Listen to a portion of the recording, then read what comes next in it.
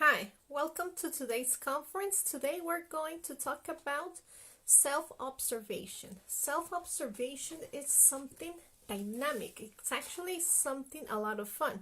Maybe at the beginning it sounds like, like what am I supposed to do there? If we like think of what am I thinking about right now and we want to observe our thoughts, we're going to see that they're just going to go away.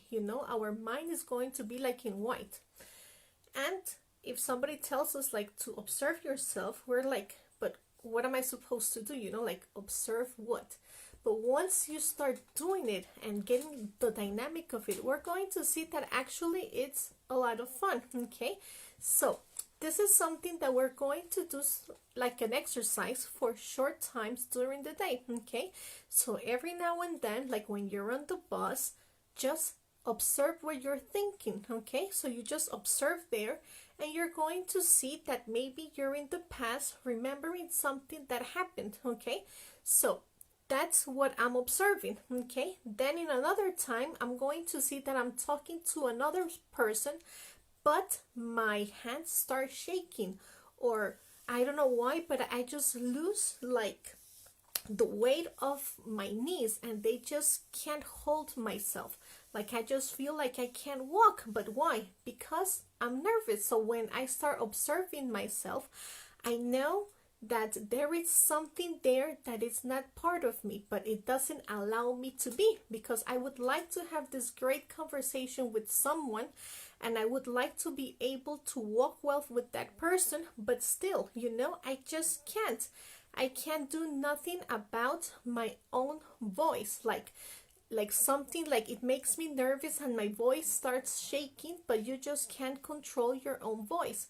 So that's what makes self-observation so dynamic, and it makes it a lot of fun, because then you start knowing that there are more people inside you, that you are domained by others that are inside. So that's what I'm going to start observing and asking myself, why? What is it that it doesn't allow me to speak with this person naturally? Okay, what is it that doesn't allow me to walk?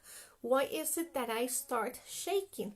So I'm going to observe and notice that I live in two different worlds. Okay, that I have a world that it's the one, my external world, that it's the one outside, and I have another one that it's my own inner world. Okay, so that external world manifests through my five senses. Okay, and we're going to see that they change all the time from time to time. Okay, we're going to see that something that today I like from those five senses, tomorrow I am not going to enjoy them anymore. Okay, so for example, touch. Okay, touching something, I may find it like pleasurable, like maybe if I have a stuffed animal, right, and I like to sleep with it because it's all puffy and soft, right?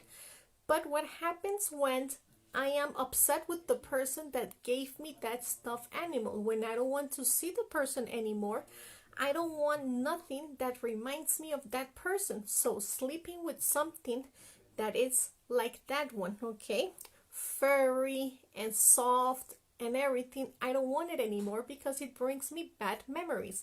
So that means that my five senses, the way I feel them, the way they communicate through me, it's actually by the way I think. Okay, so we see that sometimes we have like something, it's my favorite food, right, and we really want it and we start eating it, but then we have had so much of it that I don't want it anymore. And then I go to another place and somebody tells me, hey, do you want some? And we're like, oh no, that again? And you don't want to deal with it anymore. So the same thing happens with our five senses. Okay, so the only way to awaken the real conscious and to know like exactly which sense is the real one that I should follow, which is not false, is my sixth sense, with is intuition. Okay, that's the only one that is the real sense, that is from my conscious, from my soul. Okay, so my intuition is the one that is going to allow me to walk the path of life, because in the path of life we walk it, but through two different worlds. Okay, I need to walk in this external world where I need to take the friends and know which ones to hang out with, right? If I have some bad friends, then not very positive things are going to happen to me if I am with them. But if I pick good friends, then they're going to help me out and I'm going to have a better life with better opportunities. Well, the same thing happens in my inner world. I have all of these invisible friends in my mind that are my different concepts, thoughts, and feelings, and according to which I take to listen to, if I choose the negative one, the one that tells me, oh, you're not able, oh, you're so dumb, oh, how could you be like that? If I take that one as my friend, then it's not going to take me through a good path. But if I have a feeling, an emotion that is positive, that is telling me, yes, you can. I mean, let's do it together.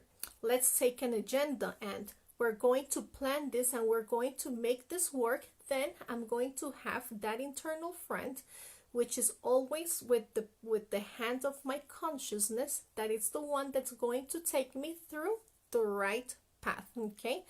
Also, the same way as in my external world, I am not going to take poison, right? Well, in my internal world, envy is like a poison, so I am not going to take it. So I start organizing and seeing my internal world and start deciding all the time and every minute, if this that comes from my mind, am I going to take it or not, right? So I know that envy is a poison that I'm going to take. So I ask my Divine Mother to eliminate that envy that I am feeling. If I find a bad friend inside my mind that tells me, well, just go and rip everything off, then I ask my Divine Mother to eliminate that wrong way of being. That's the only way that I'm going to find a real change inside me. That's the only way that we're going to connect with our conscious and find the right things to do. So guys, this was like the short message for today, and later on we'll see you again.